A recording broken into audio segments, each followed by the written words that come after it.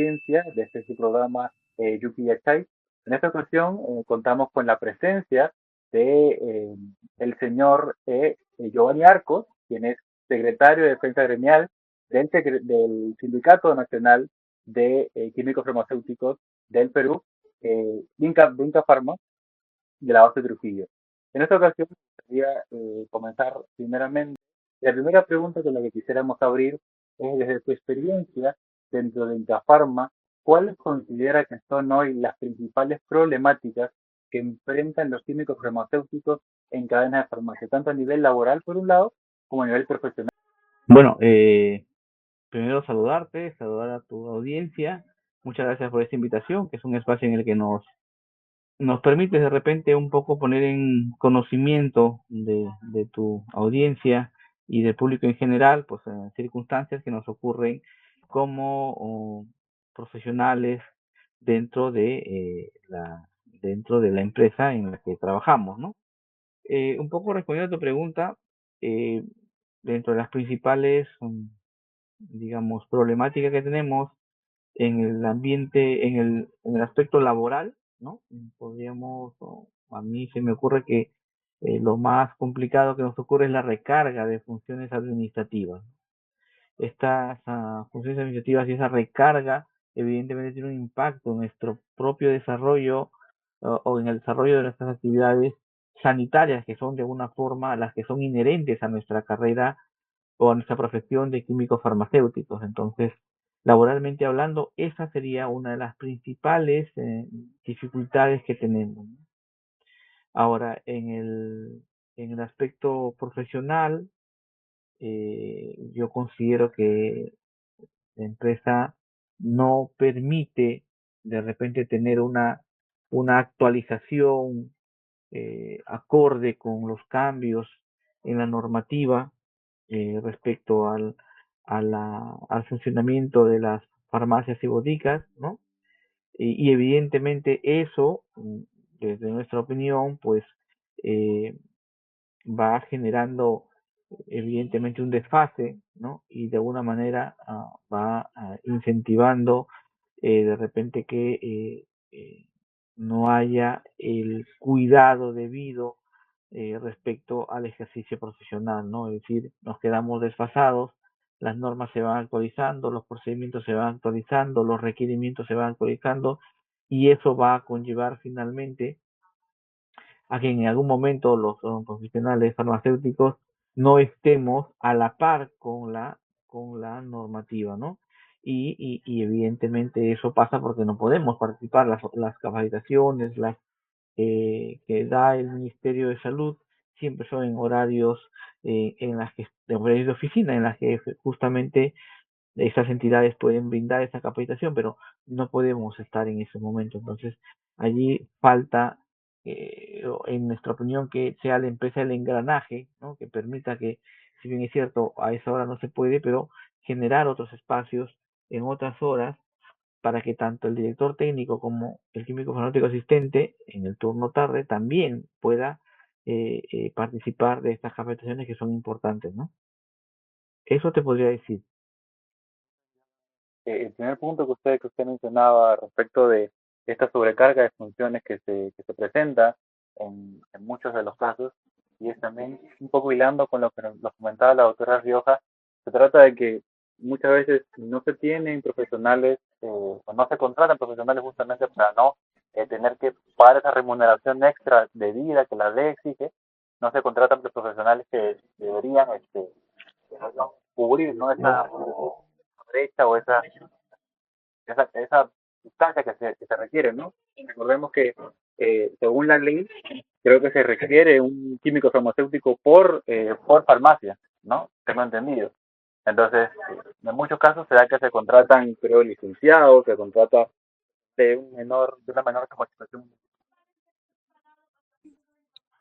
de por hacer un recorte, ¿no? Hacer un recorte en cuanto a gastos, en cuanto a remuneraciones. Un tema que Bueno, tienes, efectivamente, tienes mucha razón. Efectivamente, carecemos en muchas farmacias de que la empresa coloque al profesional que corresponde, ¿no? En una farmacia en una botica debe existir un director técnico y un químico farmacéutico existente, dado el arco horario, ¿no? Porque va desde las 7 de la mañana, 11, 12, ¿no? Entonces, durante todo ese funcionamiento, efectivamente la norma dice que debe existir un químico farmacéutico allí. Y entonces creemos, ¿no? Que claramente la empresa en distintos lugares no está cumpliendo con eso. Y evidentemente eso, por ejemplo, es una problemática también que tenemos muy delicada. Hemos puesto de conocimiento, evidentemente, a los directivos de la empresa y no hemos aún recibido una adecuada respuesta para eso. Entonces, definitivamente es un tema muy delicado porque de por medio está la salud, ¿no? Y la garantía de la calidad del medicamento y de la correcta dispensación al paciente, al público que llega a las farmacias, ¿no? A las farmacias y boticas. Ese es un tema muy delicado, efectivamente.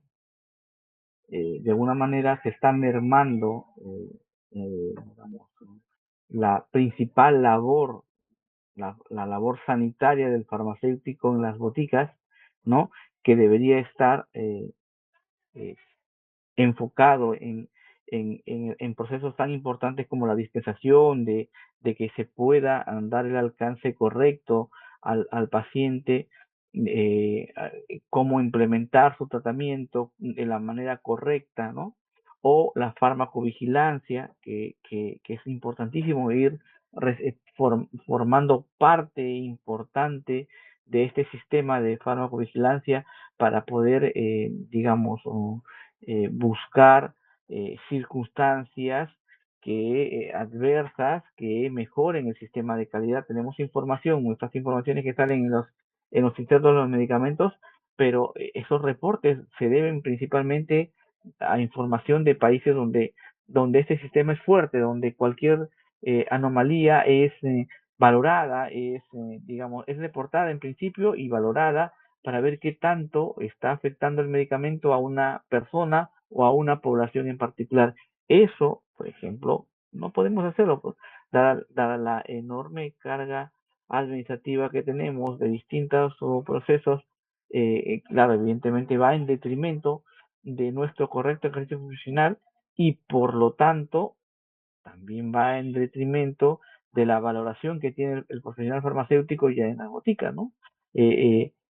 Prácticamente estamos tan ocupados que muchas veces no podemos enfocarnos en lo más importante que ocurre en las farmacias, que es la dispensación del medicamento, de hacerle llegar al paciente la información adecuada para su tratamiento, cómo tomar su medicamento, qué circunstancias podrían tener, cómo hacernos llegar esa información para que se active todo el sistema de farmacovigilancia y evidentemente cumplir realmente, ¿no? Esa labor que la sociedad nos ha encargado.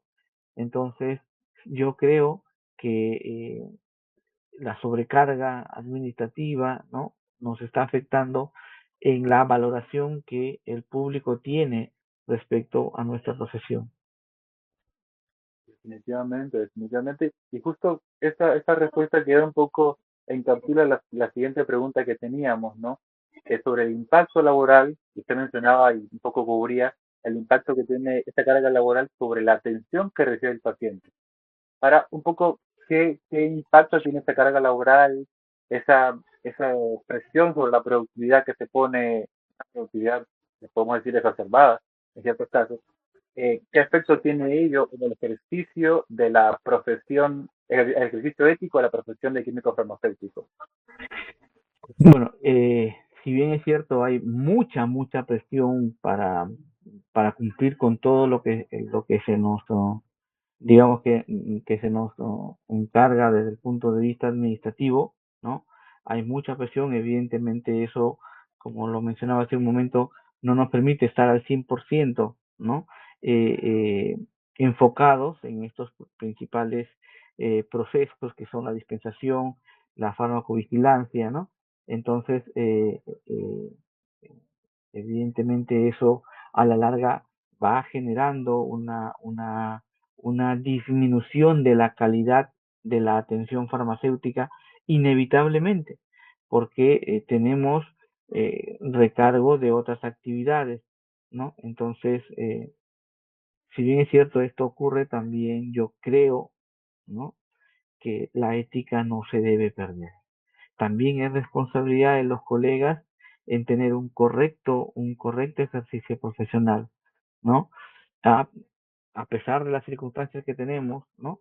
Es importante, cumplir efectivamente con la ética de la profesión, más allá de esas limitaciones enormes que tenemos, dado que no podemos cumplir al 100% con cada cliente, paciente que nos llega a la botica, ¿no? Eso la verdad es un, es una pena porque el paciente, el cliente que llega a la botica debería irse con esa plusvalía de haber tenido pues una, eh, una atención en la que se haya visto enriquecida su, su, su, su, su tratamiento con los consejos, con las apreciaciones, con los cuidados que como farmacéuticos debemos darle a estos pacientes, ¿no?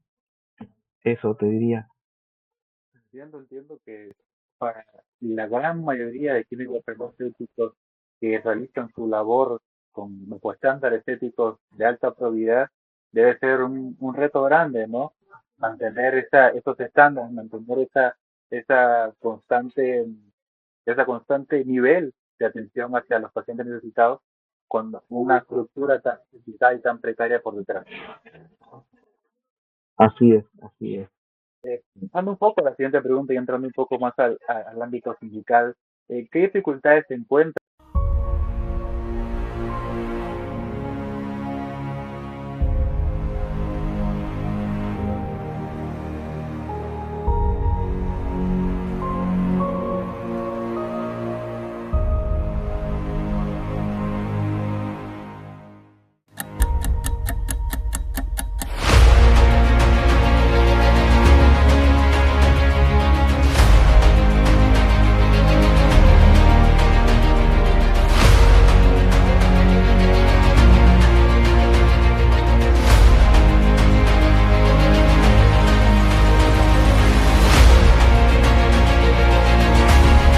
Bueno, pues es una dificultad mayor, un tanto la empresa, eh, por un lado tiene todos los recursos económicos, legales, ¿no? Administrativos, y de alguna manera nosotros sentimos, ¿no?, que no hay esa valoración hacia el farmacéutico. Eh, Distintas circunstancias ya se nos han ido presentando, ¿no? Eh, Desde lo que comentábamos al inicio, ¿no? Es decir, hacemos llegar como sindicato nuestras observaciones de aquello que consideramos es un incorrecto ejercicio profesional o una incorrecta interpretación de las normas y no logramos más que simplemente la respuesta de decirnos que la empresa cumple con todo, pero la empresa cumple con todo, se tendría que en todo caso, si existiese realmente esta eh, intención de querer de repente escuchar al profesional farmacéutico, pues sentarnos y explicar por qué sí, por qué no, ¿no? Entonces, eso no tenemos. La empresa solo dice una expresión y nosotros insistimos en poder conversar con ellos, pero no hemos encontrado a nuestro criterio esa recepción correcta, ¿no? Eso por un lado. Por otro lado, la empresa evidentemente va a tener siempre la posibilidad de poner cuotas, ¿no? Muchas veces hemos visto a colegas que son del sindicato y su cuota particularmente es más alta que otros colegas de alrededor, ¿no? O, o por ejemplo, eh, situaciones en las que, por ejemplo, hay un concurso como nos pasó hace poco, un concurso en el que para una plaza, y sin embargo, por circunstancias administrativas que lo hemos hecho ver injustas, ¿no? A nuestro punto de vista, al final, pues se le niega la posibilidad a un colega del sindicato de que se le asignara la plaza. Entonces, en general, siempre hay mecanismos, ¿no? En las que la empresa, pues, bloquea aquello que vamos consiguiendo, ¿no? Lo mismo nos pasa, por ejemplo, con los incrementos que logramos vía convenio colectivo, ¿no? La empresa eh, bueno, indica que en el uso de su atribución de dirección, pues lo extiende a todos a través de un mecanismo que consideramos pues particularmente extraño, en el que finalmente se hace un mecanismo de, de bono, ¿no? De ingreso mensual asegurado, y finalmente pues se vía este mecanismo se extiende el convenio colectivo. Entonces eso genera pues que des- desincentiva de alguna forma la afiliación, y muchos colegas pues no solo no se incorporan, sino que además se van alejando, porque de cara digamos, a las cuentas finales, pues el colega sindicalizado tiene un descuento sindical para lograr algo, ¿no? Pero el que no está en el sindicato gana lo mismo y no tiene ninguna pérdida de cuotas. Entonces, hay toda una estrategia, desde nuestro punto de vista, hay toda una estrategia para desincentivar la participación en el sindicato. Eso eso se da porque efectivamente la empresa tiene una serie de recursos y mecanismos que le permiten, evidentemente, en el camino de dificultar, ¿no? O de ir mermando los beneficios que logra el sindicato. Sí, esta percepción, ¿no? Creo que es importante realizar, siempre darle voz a ese tipo de denuncias, que finalmente, como la señora Ruth nos comentaba, estos trabajadores que se encuentran en un sindicato, en comparación con los que no se encuentran en un sindicato, creo que se nota un claro matiz de segregación, ¿no? Un claro matiz de separación o de mínimamente de discriminación o de invitar de manera sutil tal vez o con incentivos, con bonos, como usted mencionaba, a dejar o alejarse de las actividades sindicales por más fructíferas que hayan significado en estos años. Justamente en esta línea, le quería preguntar hoy un poco fuera del guión, ¿qué logros han venido teniendo como parte de sindicato en cuanto a sus consignas, en cuanto a sus plataformas reivindicativas? Bueno, en este momento estamos nuevamente en medio de un proceso de negociación colectiva en conciliación en el Ministerio de Trabajo. Aún no hemos llegado a buen puerto.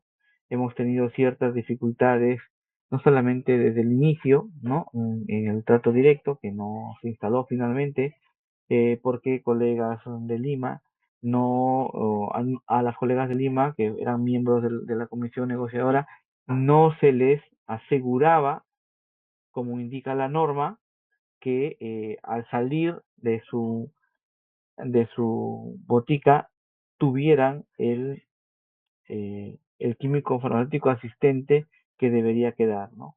No lo aseguraban, así que esas dificultades complicaron la instalación de trato directo, y nos siguen de una manera complicando esta negociación, en tanto estamos también en un extra proceso justamente por esto, ¿no? Y así que de momento no tenemos todavía un digamos, un convenio que ya podamos exhibir, ¿no? Aunque, si bien es cierto, a grandes rasgos podemos decir que desde que el sindicato se creó, pues distintos beneficios hemos ido logrando, y la empresa ha ido implementando y generalizándolo, ¿no? Por ejemplo, eh, para empezar, pues, desde el 2013 no había incrementos, o sea, una brecha salarial tremenda. Poco a poco lo estamos revirtiendo, ¿no? Si no hubiéramos iniciado estas acciones sindicales, pues no hubiera habido nada, ¿no? Por ejemplo, también en convenio tuvimos que, que el trabajador sindicalizado pueda, por ejemplo, tener unas horas el día de su cumpleaños. Ahora ya lo extendieron a todos, ¿no? Entonces, eh, como te decía, si bien es cierto, en este momento aún no tenemos un convenio firmado, ¿no? Pero sí es cierto que muchas cosas se han ido dando gracias a la acción, digamos, de representación que ha tenido el sindicato y que ha ido logrando mejoras en distintos aspectos, ¿no?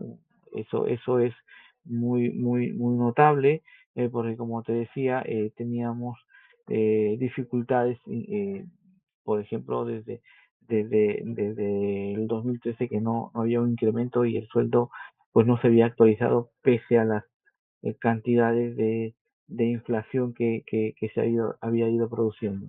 No, lo principal que diría es que desde nuestro punto de vista la empresa tiene muchas cosas que sanear en las boticas, así que la principal medida de cara a lo que de repente más importa, que es la calidad de atención que vamos a brindar a los pacientes, a los clientes que llegan a las boticas, es una, eh, una adecuada capacitación de los profesionales, que la empresa asegure tener todos los profesionales que son necesarios para cubrir todo el área de funcionamiento, ¿no? Eh, Evidentemente una adecuada remuneración.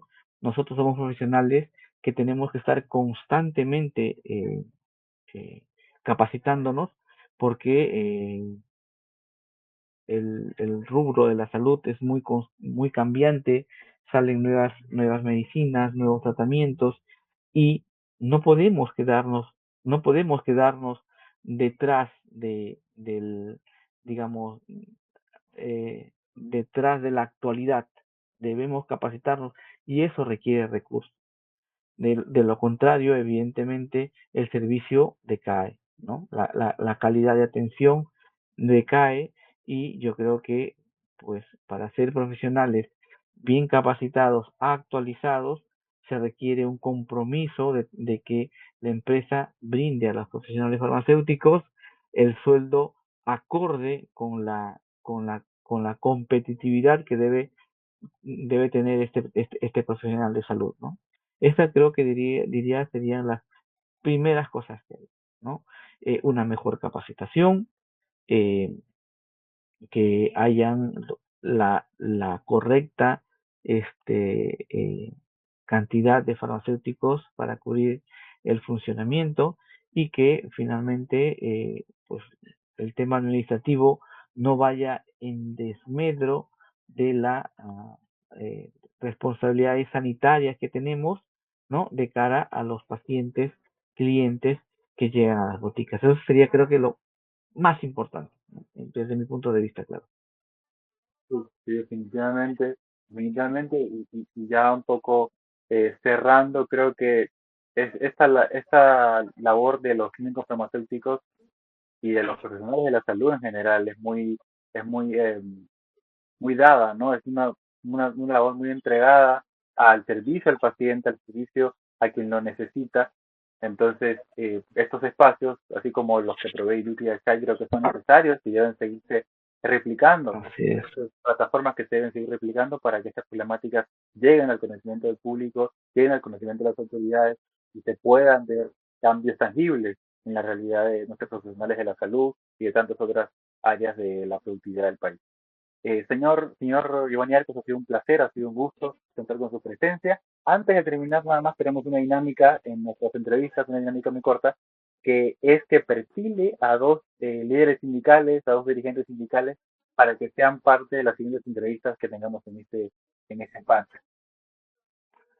Bueno, Uno que levante. mm, bueno, me inclinaría por de repente porque puedan a escuchar a un colega que es miembro de la junta directiva, ¿no? Eh, es el colega John, John de ICA. Él es un colega muy, también estuvo muy comprometido en nuestra negociación colectiva anterior, ¿no? Así que creo que él podría ser una interesante persona que podrían entrevistar, ¿no? Y no sé si de repente podría ser también, o tal vez ya entrevistaron a la colega Licia, que es la subsecretaria, ¿no? La secretaria general de la Junta, la subsecretaria, secretaria general de la Junta, este, Licia Vigil, ¿no? También es una colega muy representativa dentro del sindicato. Listo, muchas gracias. Ya veremos los detalles por interno. Pero muchas gracias, señor Giovanni, por su presencia nuevamente. Gracias por este espacio, por darse la oportunidad. Y nosotros, amigos, estaremos viéndonos en una próxima ocasión. Gracias por su espacio, por darse el tiempo, por darse la oportunidad de estar en este programa y nos vemos en una siguiente oportunidad. Buenas noches, buenas tardes. Hasta luego. Muchas gracias. Hasta pronto. Nos vemos.